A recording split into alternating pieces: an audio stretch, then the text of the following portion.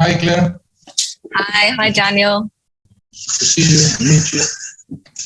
Lovely to meet you. So the Bemberg family, they own the Peñaflor Group in year 2010.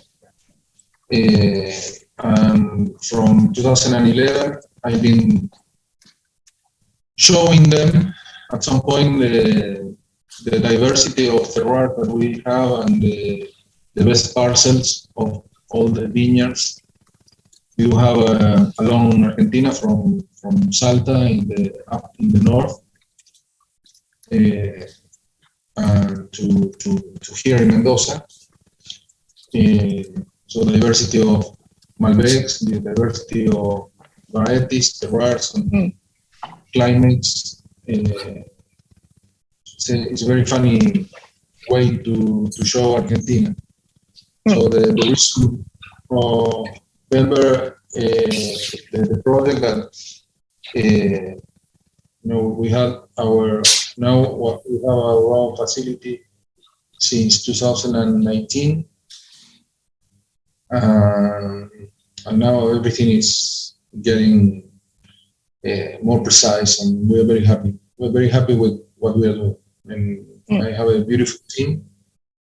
Very few people involved because we produce a little, not a lot of wine, but we're enjoying what we are doing, and this is something that I'm very proud of. Yes, and the wines are beautiful, and I'm really excited to taste all of these with you. So let's start with the Chardonnay. If you could just give me a very, very brief recap of the 2020 vintage as we taste it, that would be great. Okay. We were coming from beautiful vintages since 2018, 18, 19, 20, were very beautiful, very, let's say, good ripening conditions from the early days. We didn't have any frost damage in the spring, so the fruit set was according to expectations. We did have a little in the vineyard. In our vineyard, we had a little hail, but not in the plot where we get the wine. So this plot, it's very weird when you have hailstorms, because usually they take one strip of the vineyard and other places are untouched. But this year we had in the blocks that are a little bit more south some damage, but we didn't have in this particular plot. So the ripening season was quite smooth, a little bit warmer in late February, beginning of March. But for the time that we picked the Chardonnay, that was middle of February, the grapes shown very good. We do 3 different moments. We pick with something like 21 bricks, 23 and 24, 21 to hold the acidity and to have a component with more acidity, and the other 2 pickings are for having riper fruit profiles and wider body at the end, so to have some agreement. And this is the Chardonnay is from El Tomillo. El Tomillo, yes. Yes. Is it a single parcel or several parcels in the vineyard? Parcel is a parcel number 1, but inside the parcel there is Chardonnay has 3 layers of soil. One is the topsoil, which is sandy loam, mostly moved by the wind, the sonda wind.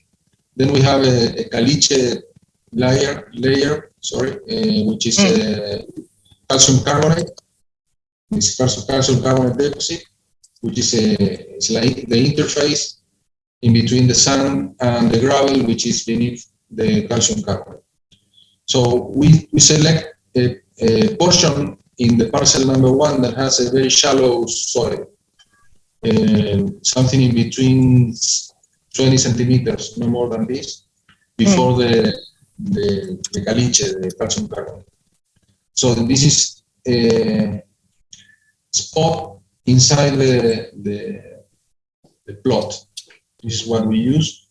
We call this spinner because it looks like the spinner, like a yes, or like a star, the ninja star, probably. A spinning top. Yeah.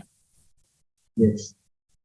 That portion is the one that we use for that.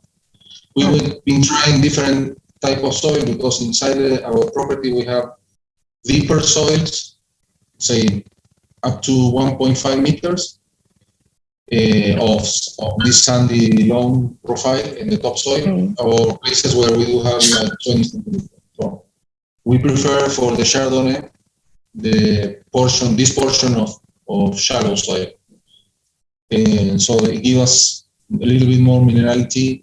Well, I think it's fascinating that in this vineyard you choose to plant. I think it's mostly Malbec and then Chardonnay. You don't plant any other varieties in El Tomillo.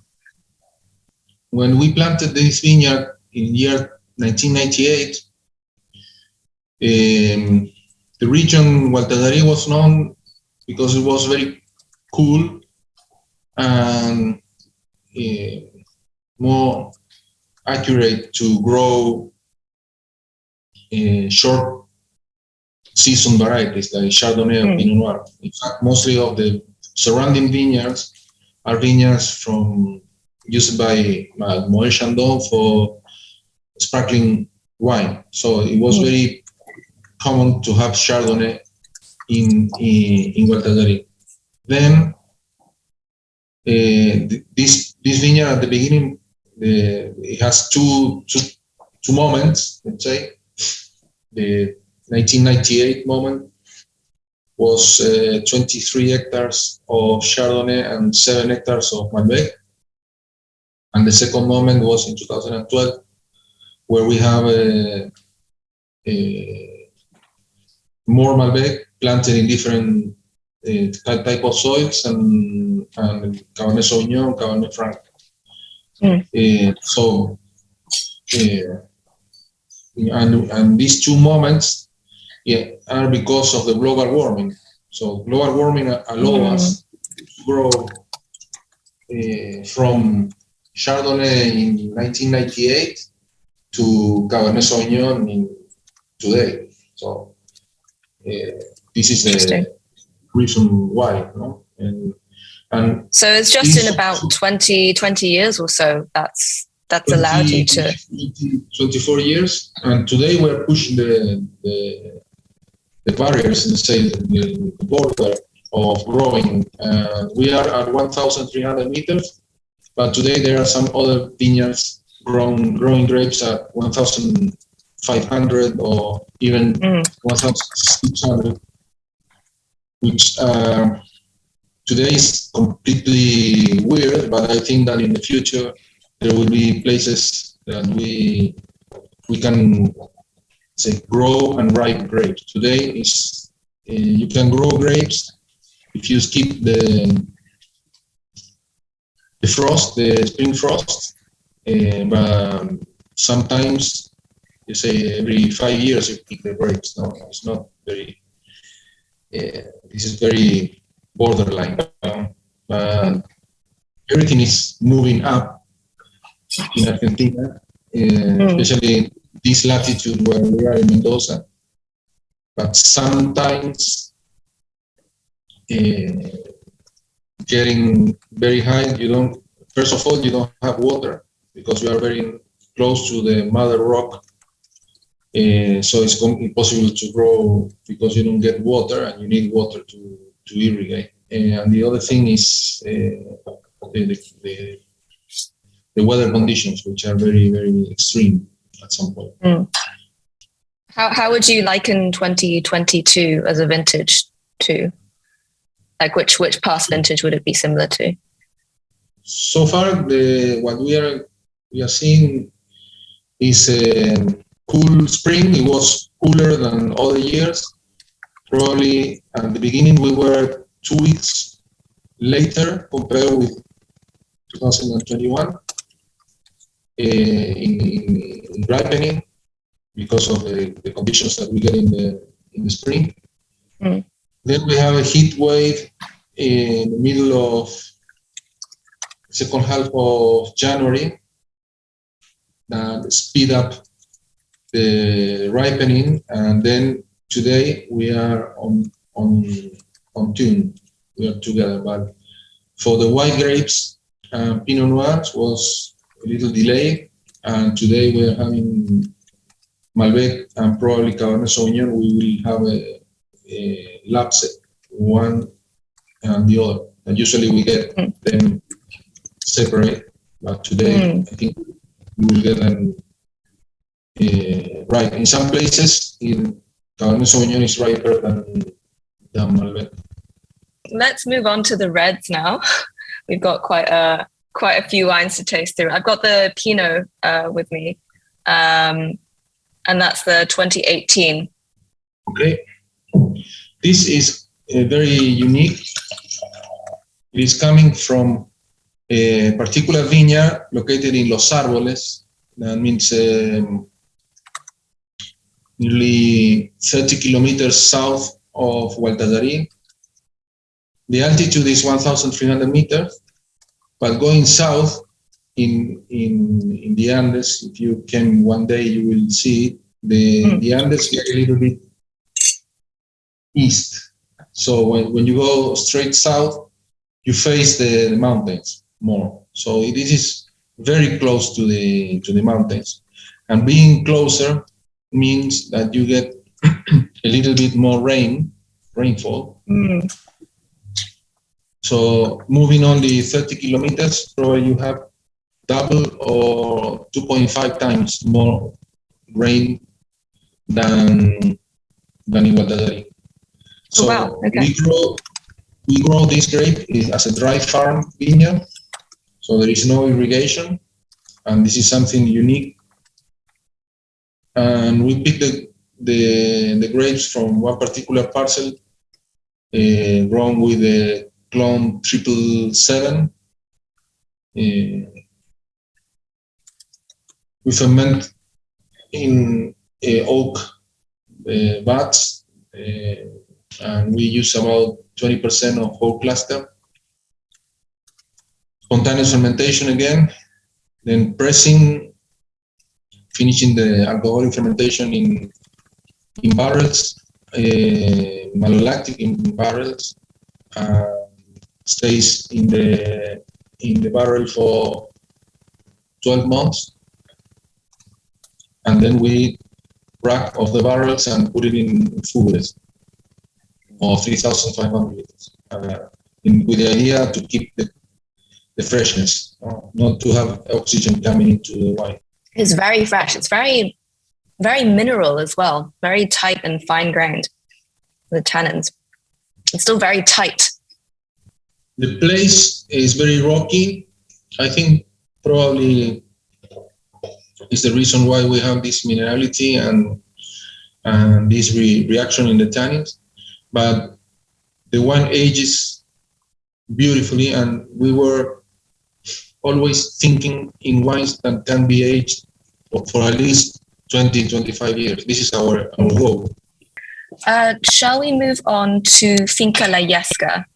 La Yesca is a vineyard located in the province, is another province, but it's in between the Pre-Andes and another formation of mountains we call the Pampa Sierra. It's quite unique because in Mendoza, this sierra is not in Mendoza, it is only San Juan and the northern provinces. And this valley is in between these two, so it's quaternary and tertiary formations. It's very perfumed. Lots of blue fruit Yes. and purple flowers. Even a bit of a like citrus zest, a bit of chocolate orange zest. Maybe let's move on to the Cabernet Sauvignon, just because of time. Cafayate, probably you already know, but it's a valley. It's inside the Calchaquí Valley, which is 1,000 kilometers north of Mendoza. And in Argentina, every time you move north, you have to move up. So Cafayate is in between. There are some vineyards at 2,000 meters, but the lowest are at 1,700 meters, like this one. Oh gosh! And this is a very, very old vineyard. It's a pergola. It's not a VSP. It's not a vertical vineyard. It's a pergola from 1947, planted unrooted. And I like a lot, and the reason why we choose the Cabernet Sauvignon from up north in Mendoza, in Argentina, it was because, from my experience, this Cabernet Sauvignon is quite typical from Argentina and unique. Even though it is a very high altitude and you have less filter in the atmosphere for filtering the ultraviolet. The UV, yeah. You have a unique profile of perfume that I love a lot. Yes, very perfumed. Lots of black fruit that's... I always say, if you put a blind tasting of Cabernet Sauvignon, I can say this is coming from Cafayate. It's very precise. I didn't feel this flavor in other places than Cafayate. And this was when I started almost 40 years ago, it was my first shocking wine. No? And the wine I taste and say, oh, what is that? Obviously, at that time, we didn't manage the canopy in order to get a little bit more sunlight to avoid the pyrazines. But today, still working with a lot of illumination, and we are getting this particular flavor, which I like a lot, and I think it's very unique from Argentina. It's got very good structure as well. The tannins are very firm but creamy. Very silky, creamy texture. Yes, and it is a sandy soil, very deep. Also, aeolic, moved by the wind, is very famous, and there are a lot of folk songs in Argentina that speaks about the sound of Cafayate and the wine of Cafayate. It's one of the most historical places in Argentina.